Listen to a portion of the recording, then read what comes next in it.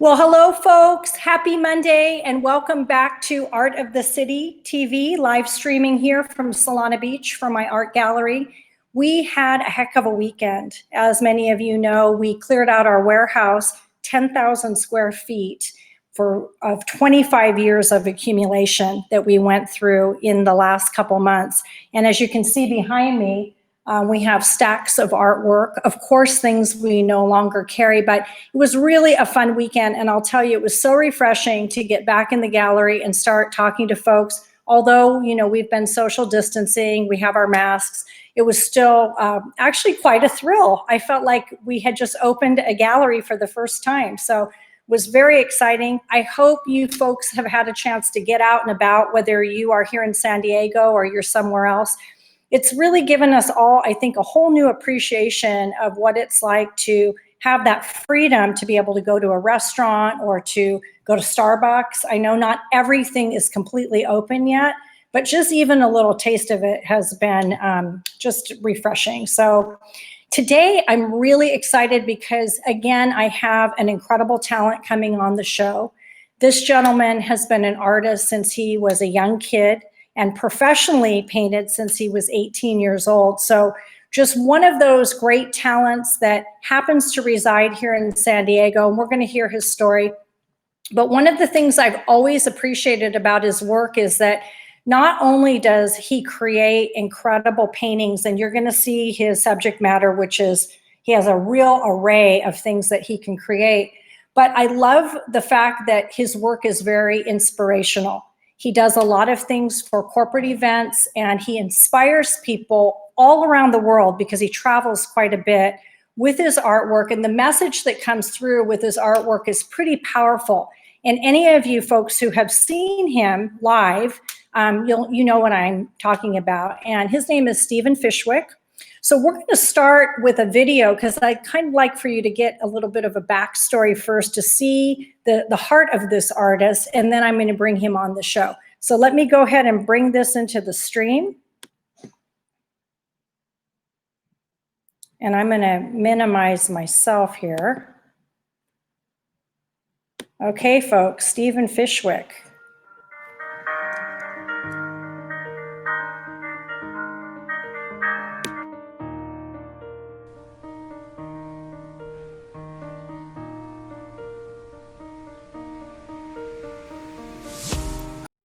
I heard about Nola's story earlier this year when a northern white rhino died in the Czech Republic, leaving only 4 remaining on the planet. Nola is a northern white rhino living at the San Diego Zoo Safari Park, and my goal was to film a short documentary that could be used to raise awareness for her species' plight in a creative and tangible way. In July of 2015, I was privileged to spend the day with Nola, and after meeting her, I was inspired to paint.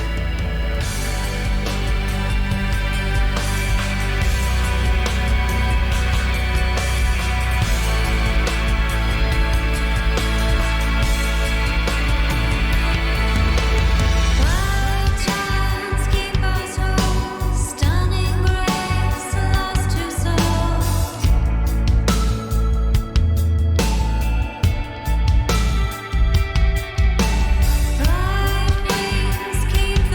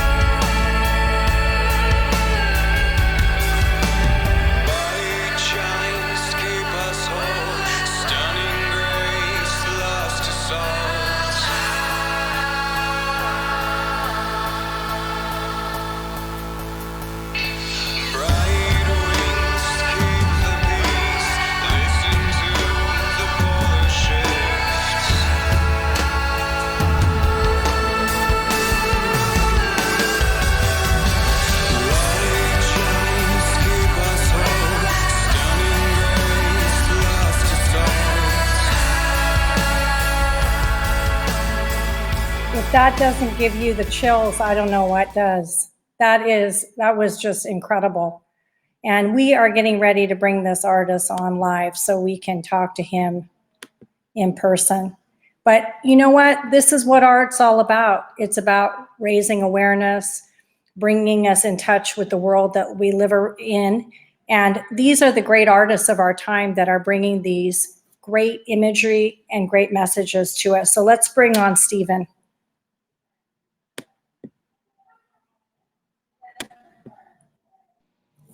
Hi, Stephen. Welcome to the show. Hi.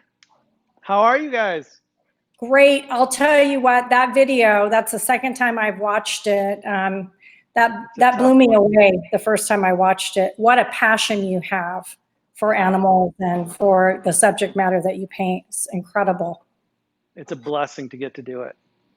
So tell the viewers, we've got people coming in to the live stream here and wanting to meet you and wanting to see your work. Some of them know you've got some fans on here, but how did this all begin? I know you said you started when you were a little kid, but share with us a little bit of your journey as an artist. Sure. I was a terrible student. I have dyslexia, and I grew up in a small little town in Ohio, and there wasn't a lot of resources. I was in remedial reading from second grade until my senior year, and it wasn't until my senior year that I was diagnosed with dyslexia. Up to that point, I just thought I couldn't read, but I was getting all these accolades for drawing. And my mom, when she was a kid, wanted to be an artist. So the moment she saw that I was drawing all the time, all of a sudden I was the family artist and given all the art supplies I possibly could need. And so I started painting at about age 7 and have spent the last 43 years of my life studying and practicing and traveling the world to be an artist. I told my mom when I was 10 that I wanted to be Spider-Man. And I knew that wasn't going to make me a living. So art was my next logical conclusion. That's incredible. And how fortunate, that you had parents that, were very supportive. Your mom was very supportive. So did you then go to art school, or did you just jump right in with your talent? So I graduated high school in '88 and immediately went to the Art Institute of Pittsburgh. And I only lasted about a minute and a half. I didn't even make it through my first year of school before I just dropped out. Now, they were an art school that was teaching you how to be in visual communications, so designing ads, designing billboards, that kind of thing. And I realized quickly that I just wanted to paint and draw. So I quit art school immediately after the beginning of that first summer, and was hired as a quick sketch portrait caricature artist at a theme park in Ohio. And that company, within 3 months, moved me to Busch Gardens, Florida, to hire and help train their caricature artists. And quickly, I was pushed over to SeaWorld of Orlando. A few years later, they moved me to SeaWorld of Texas. I was there for 4 years. And then in '95, they brought me to SeaWorld of California. So that's how I got out to San Diego, California, was brought here. I love that. What a great story. I mean, you took your talent and went right to work. Yeah. And it really taught me how to sell my art, how to take criticism. Nothing worse than having a mother standing over your shoulder going, that doesn't look like my kid. So you learn to get thick skin, and you learn to be surrounded by artists that are trying to find their way in the world of art. And so it was a huge blessing. And I got to tell you, in '95, well, maybe it's '96, '97, that was the first time I went into your gallery at Fashion Valley Mall. My wife loves Nordstrom's, which was right across the path. That's so every why time she went into Nordstrom's, I went into the exclusive collections gallery. I was very sad about that. I remember talking to you. I fell in love with you guys. That's great. Well, so then how did it progress from, having this talent and having this job to starting to show your work professionally? Did I lose you there? Sure. Let me see if I can find you in there. When I got to California, I had one employee with me. No, I'm here. Can you hear me? Yeah, I can hear you now. Just a little bit of a lag, but go ahead. I want to hear all about this. Okay. Sure. When I first got to California in 95, I had one employee with me at SeaWorld. And within 12 years, I had 942 employees and 12 theme parks: SeaWorld, Legoland, Knott's Berry Farm, Disneyland, the zoo, the Wild Animal Park, all the way up to San Francisco. And I was walking around SeaWorld being introduced to some of the artists. And one of them said, "We heard you used to be an artist." Now, at that point, I was teaching art at an art school during the off season of the park, and I was painting in my garage, but I really wasn't focusing on that career as an artist. I was maintaining my job. And I went home to my wife and I said, "Hey," I was 32 years old. I said, "Hey, I've got to quit my job." Now, we had two kids at the time, and she was a stay-at-home mom. And I said, "I don't want to be 50 someday and wish I had pursued art." And so I said at the end of this year, I was going to quit my job. And it took 6 years to quit that job and do art just full time. I left in 2009 and have never done anything now other than travel the world and create art. And I'm a Disney fine artist. I work with Disney fine art in their galleries around the world. And it's been a huge blessing. But honestly, God opened up doors I never could have seen. I just took the steps forward going, I'm in this for the long haul. But you took the giftings and the talent that you've had and you put it to work. I mean, most artists would not have been able to have what you have, which is that ability to just get in there and start working with your talent. And then from there, it sounds like, you grew with this company. Definitely. And, that comment that you said, "We heard that you used to be an artist." I'm sure that was like, well, wait a minute, I am an artist. It was devastating to hear somebody say that, knowing that I was an artist, but I wasn't putting my artwork out in the world. And all of a sudden it was like, hey, I need to take this seriously and I need to seek out every opportunity. And that's, you start poor, you start homeless, you start the little festivals wherever you can get your artwork shown. And then all of a sudden somebody says, "Hey, we've got this for you, or we got that for you. Can you be a part of this?" And it was very quick. The San Diego Zoo in 2007 asked me if I could put together a show where I would do live paintings of endangered animals and educate the public on the plight of many species. When we were kids, the dodo bird was really the only thing we knew that ever went extinct. Right. But the dinosaur. within the next 12 years, cheetahs will be extinct in the wild. And within the next 5 years, orangutans, those beautiful orange animals, will be extinct in the wild. You'll never be able to see them in the wild again. And so it was really bringing that information to people. NOLA, that animal is now extinct. There's one left on the planet, but their species is officially extinct. It's Who would have unbelievable. thought in our lifetime that we would see something like that? And I know as a father, and me being a mother, it's one thing to think about that and it's horrific, but then when you think about the legacy that we leave our children on the planet, it kind of makes it even more personal. And I'm so glad that you're bringing that awareness through your artwork. But going back to your story, what I like to show the viewer is that, you really paid your dues. You did all the festivals. And from the time I've met you, you've been traveling all over. All these corporations want to bring you in because your work is so impacting. And the way you bring it to the public is equally impacting. So I know you really combine almost your painting skills as an artist, but also your ability as a performance artist. And you Definitely. those. So can you talk a little bit about how that came to be, and then Sure. what your vision is when you get in front of a crowd of literally thousands of people and you're inspiring them through your talent?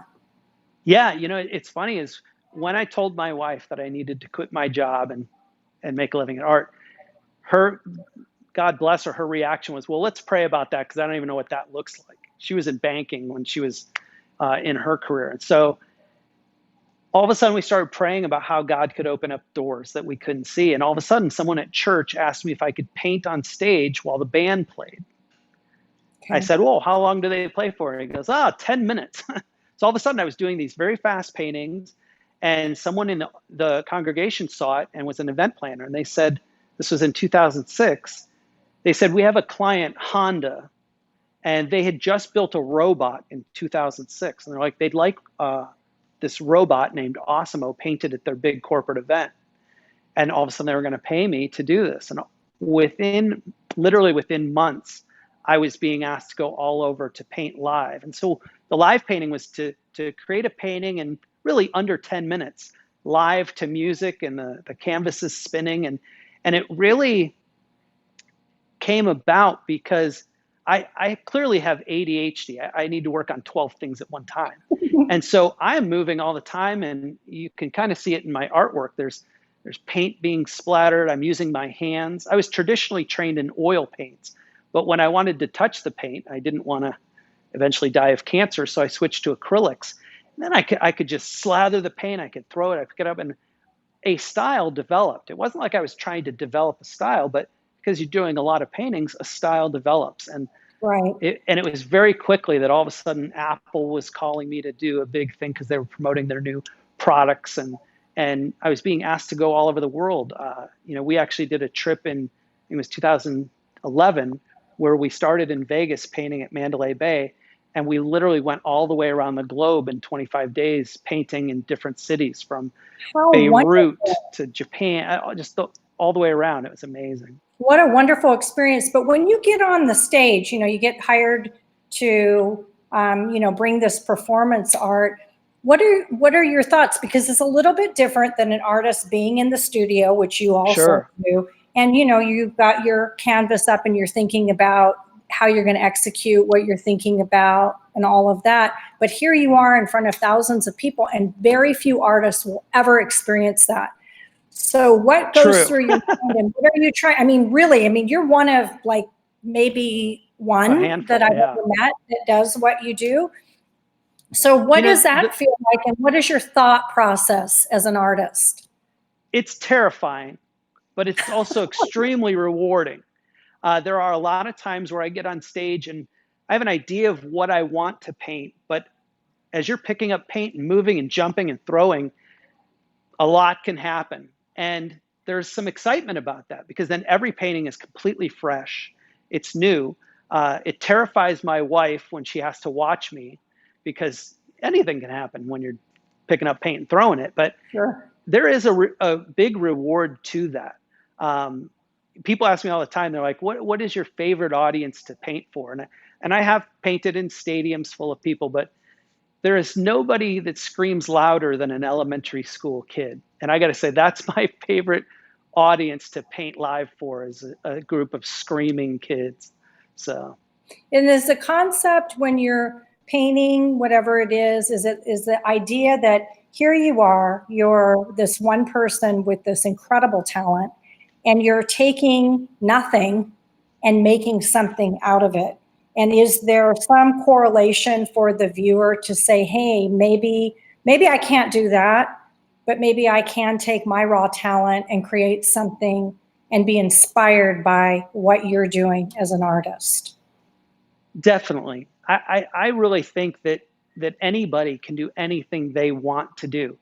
But in wanting to do, you have to put the decades of practice and study in to be able to do that. I was at an event where a woman who did the decor, the floral decor for the event, came up to me afterwards. She was 21 years old, and she said, if you taught me how to do that, I could do that. And within probably 6 months, she was performing with me at an event in Orlando, because she wanted to do it. She was an artist, so she had a lifetime of studying and practice.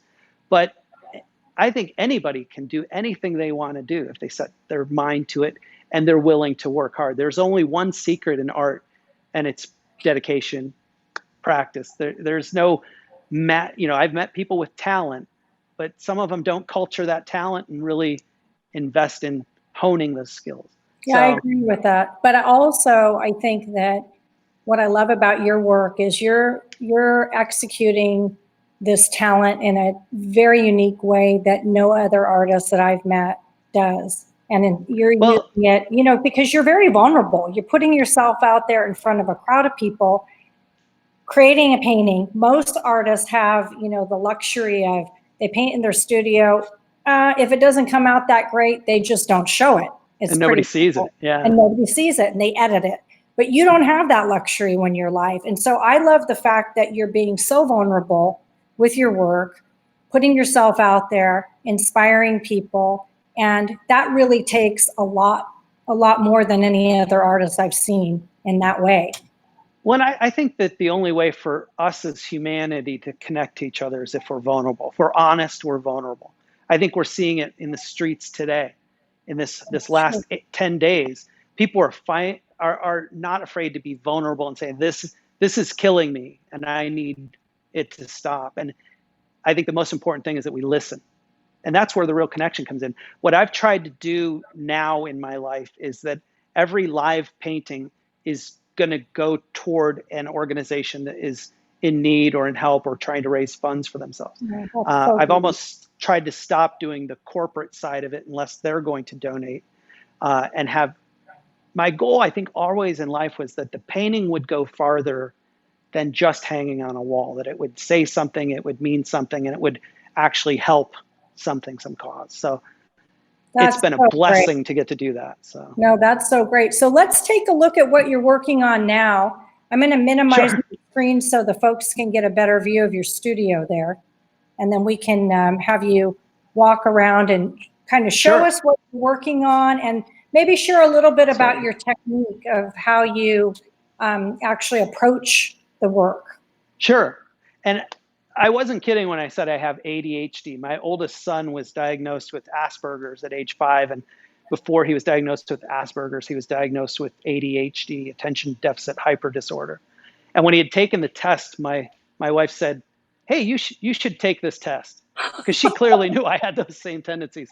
So I work on multiple paintings, studio paintings at one time, sometimes up to 10 or 15 paintings, where I get bored or I just need to switch and shift. And sometimes the song, I've listened to music constantly, and so the song will change and it'll make me want to paint something else. So these 3 are ones I'm currently working on right now. They're at different stages, but none of them are completed yet. But every canvas starts with a tone. So if you look close enough here, the canvas started with a blue and a black. This one started with some light blues and purples, just dragging a rag across the whole canvas to tone it. And then I start putting images or imagery on it. So these 3 are ones I'm currently working on. We can go around the whole studio. Yeah, let's go around the studio, because I like the folks that are watching, to be able to see how diverse you are in your subject matter, which is very, that's also a unique feature that you bring to the art world. Yeah, so I do a lot of licensing. I work with different intellectual properties like Elvis Presley, Bob Marley, Jimi Hendrix, Kiss, Pink Floyd. And so we do I do a lot of paintings that are utilized for branding, for apparel, for everything from wall decor to T-shirts. I've even seen a painting on a bowling ball.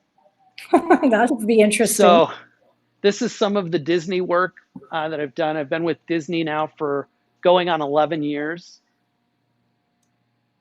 And they're a fun.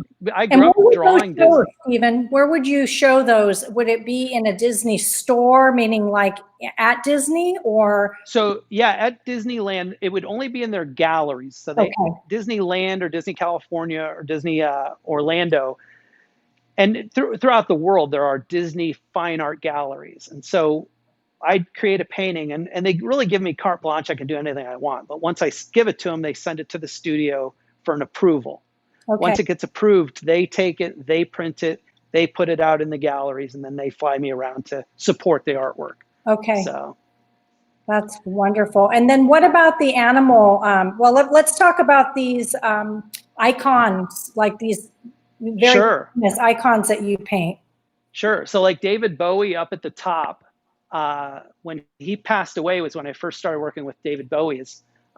His estate sent us literally just a ton of the best photos I'd ever seen from an icon. And it was all the photos that weren't used in like the Vogue spreadsheet or the Vanity Fair. And so the quality of the photos were amazing to get to work from. And so we did a whole series of David Bowie stuff for his memorial, and we've seen it on T-shirts at Buckle and all sorts of stores.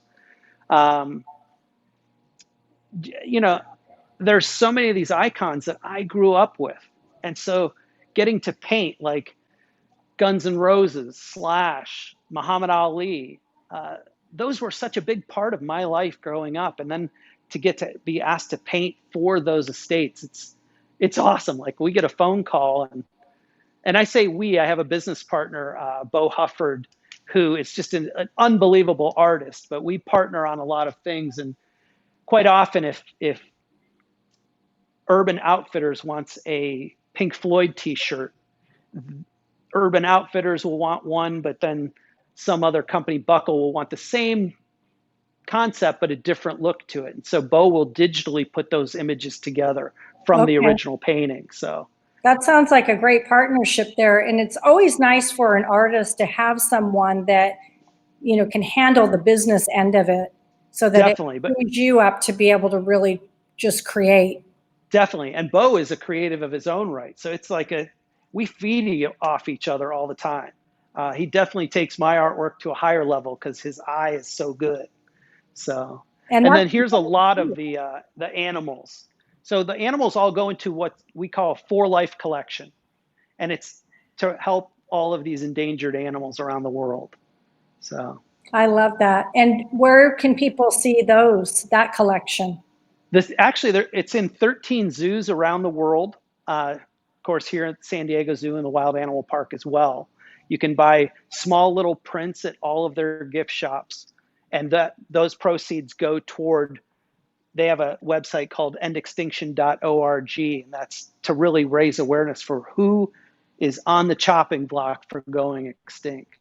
So those are just incredible. I mean, the fact that you're able to really expand your talent into so many different subject matter is beyond me. I can't imagine how you compartmentalize your brain to be able to go from animals to Bowie, to even I do a lot of landscape painting as well. And that's mostly because I really get excited when I see a sunset, especially here in California.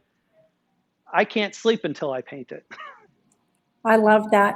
So share with us a little bit about this last 3 months with this COVID, because I know that, what was it, maybe 2 years ago, you were picked up by one of the largest art publishers that happens to show on all of the major cruise ships around the world.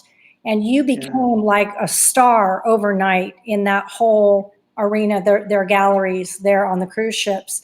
And that must have been really interesting when everything kind of came to a screeching halt. Yeah, because that whole industry disappeared. Right. The cruise lines, because they do a lot of land-based shows in hotels, and they're all closed down. It was a huge blessing for me in the sense that over the last 18 months, they sell a lot of commissions where a client or collector can decide what they want painted, and I'll paint that. And they had sold 133 of those. Wow. I wasn't having the actual time to create it. So the last probably 12 months, I've been very stressed about not getting to accomplish all these commissions. So since January, I had 133, and I'm down to only about 60 left. So I've been painting every day. I paint 7 days a week, no matter what. I usually take one day where I'm just painting what I want to paint, but it's been a huge blessing. But honestly, COVID in itself, I had 2 teenage kids that started driving this beginning of this year. And all of a sudden, we weren't seeing them at all. They were in their sports. They were in their own worlds. And when everything shut down in March, all of a sudden, we're locked in the house together for months. And I look at it as a time I would never have gotten with them. Right. But now I have a feeling I'm going to have withdrawals from COVID when we all go back, because I'm not going to get to see these kids or spend this much time with them. We played board games every night. We had movie nights together. It was an awesome experience. So, but it's already loosening up, which I definitely agree is great for the world. Yeah, so But it I is. think there's going to be a little bit of a withdrawal of missing my kids Oh, because that's they're such a back to busy lives. So great way to look at it. But I'm glad to hear that you were so busy that you kind of didn't miss a beat. You, even though the cruise ships had slowed down and your going out to shows had stopped, you had enough work that you could yeah, continue to move forward. So that's really great. One of yeah. And the honestly, the PPP loans and stuff have helped out too. We applied for all that stuff, and I think we're going to get through it. I am trying to find people who aren't getting through it well and seeking out where I and my family can be a part of whatever their needs might be. That's a great way of But doing it. And I know, as with our gallery, we're kind of looking at the same thing. So when, this opens back up, will you go back out onto the cruise ships, or do you have other ideas now that you've been home for a while? I always have a million ideas of things I want to do, but no, I would jump right back onto the ships. Okay. It's funny. People who do cruise aren't afraid of cruises in any capacity. I think people who've Right. never cruised are like, I would never go on a ship again, or period. But ships are extremely clean. They're constantly being taken care of. So I don't think people who cruise really fear any of that. But I am excited that this COVID, I hope and pray that it's on its way out and we can start moving forward with life again Yeah, for everyone. I agree for everyone. So, what if you had to, I know that you come from a very spiritual place, and I really appreciate that about you. And I've met your family, and you have just a beautiful family. What do you want your legacy to be, Stephen, within the arts? What have you ever thought about and reflected on how you'd like to leave your thumbprint on the world? I have quite a bit, especially, I'm 50 now, turned 50 this year. So I think things that are becoming important to me are actual human connections. And so instead of feeling like, oh, this problem in the world, I can't solve that or I can't do that. Well, if you look within just the 50 feet of your own life, you can actually impact a lot of people that are in your current life daily. And so, on the scheme of things of the whole world and what my artwork's going to do or not going to do, I'm starting to really not focus on that and just focus on who's in front of me and what kind of impact I can connect with, whether it's my children's friends, whether it's the elderly people I have coffee with at Starbucks before COVID, and I can't wait to get back and see. There's one of your artists, Michael Flora, and I have coffee every morning with really a group of retired people. And we actually get to impact some of them. Many of them were in their 70s, 80s, who had always wanted to paint. And Michael and I are like, come on over, let's go paint. And all of That's a great. sudden, two of them have made a painting career that they just started in their 70s, and they paint every day and they get better every painting. So That's wonderful. those are the things. If I can connect with people in front of me, that's what I want to. That's what I hope my legacy is to have deep connections. And I'm not surprised, because I think your work exudes that, from everything that you do. There's always a inspiration behind it, even with the icons, the inspiration of looking at some of these amazing people that have impacted the world. It's like I see the tentacles of who you are as an artist. They reach far and wide, and everything is always about, how do I bring something back to Yeah. people or to the animals or to the world? So you should feel really proud of that. And It's I a can't blessing wait to get to do it. We can't do something here in our gallery with you, so we'll have to talk. Let's do it. Yeah, I think it would be great. And the best place for people, I know you're working on your website, but the best place for people to find you if they're not going on a cruise ship is where, besides maybe my really gallery in the future, but yeah, Instagram and Facebook are the Okay. best way to see my artwork. Everything I post to Instagram and it goes to Facebook, but it's just my name, at Stephen Fishwick, and that's Okay. Stephen with a PH. So Okay, wonderful. Well, thank you for blessing us with this great artwork that you bring and who you are as a person. And I know that your impact will continue on even when we're not here, which is what is, to me, what makes art so amazing is that we don't realize that we're creating history. You're creating history that is never going to go away because your work is so great. And I think I want to thank you for bringing your artists into my life over the last 25 years that I've got to see your galleries. And I love people that love art as much as I do. And I can clearly see that you do. And that's a blessing for me. Well, I've tried to get out of it many times.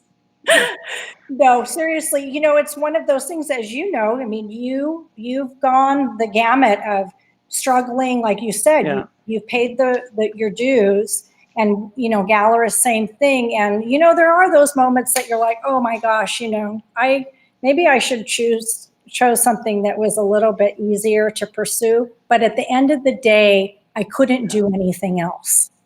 Ever. And if I did something else, it was temporary to pay the bills to keep doing this. Yeah, exactly. So we're all in this together, whether it's art dealers or you as artists or the patrons that are out there watching. We are I always call it, we are the holy trinity of the art world that makes the art world go round. And the beauty of it is that I'm here talking to this great artist. You folks are watching. Someday when we're not here, that art legacy will remain for the next generation, and it will tell the story. So I appreciate you coming on the show, Stephen, and telling. Thank you for having me through your work. And I'll look anytime forward to seeing you here. Okay, you and your family be well, and I'll be looking forward to seeing you again soon. Excellent. See you soon. Thanks for everything. Okay, bye. Bye. A great way to start a Monday, to start the week here, folks. Stephen Fishwick. I was introduced to Stephen through Michael Floor, and they became very close friends. They worked in a similar studio space together. And I was always so impressed by Stephen's work ethic, but also just by his ability to paint so many different subjects. I mean, it's very unusual to see an artist be able to create all of these different styles of painting, but seeing him live is really something that, if you haven't seen him live, you really need to take a look at his work and watch him live. The performance art is incredible. So I was going to maybe put something on, but I think I'll let you folks go. I'm going to post it onto Art of the City, onto our streaming show. You can see the YouTube link there. But I wanted to also encourage you folks, get out there, enjoy the world. I know it's a little bit scary. I've talked to some people coming through with masks. It's time to get out there and enjoy this beautiful world that we live in. Go experience art wherever you're at. If you're here in San Diego, please stop by our gallery. We've got not only our 25-year anniversary sale, but just the ability to be exposed to art, walk around, enjoy it. If you're not here, go to your local art gallery. Whoever you normally you collect artwork from, go pay them a visit. They'd love to see you, and it would be great for you and your friends and family to join you. So Wednesday, we have another great artist coming on, really a different artist, Rosario Vargas. And this gentleman, he's out of LA. He's known for painting cars.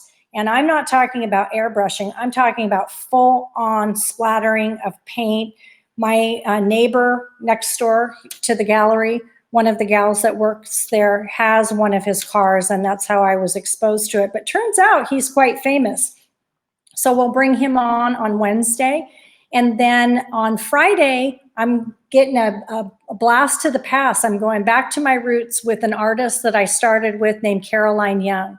She's a Chinese artist that does incredible paintings on silk. So that's going to be exciting. We're going to go up to Tahoe, where she's going to be live streaming from her studio. And a lot of you folks know who she is. So I will see you on Wednesday, 1 p.m. live streaming here, Art of the City on Facebook. We will also be posting all of these on our YouTube channel. So if you haven't been there and you haven't subscribed, please do that for me. Art of the City TV on YouTube. We're starting to get a following there and just want to support the arts. We want to let people know that these great artists that are living in our time need to have our support, and we want to gain more awareness for the arts because art is really an important thing for all of us. So have a great day, folks, and I'll see you Wednesday.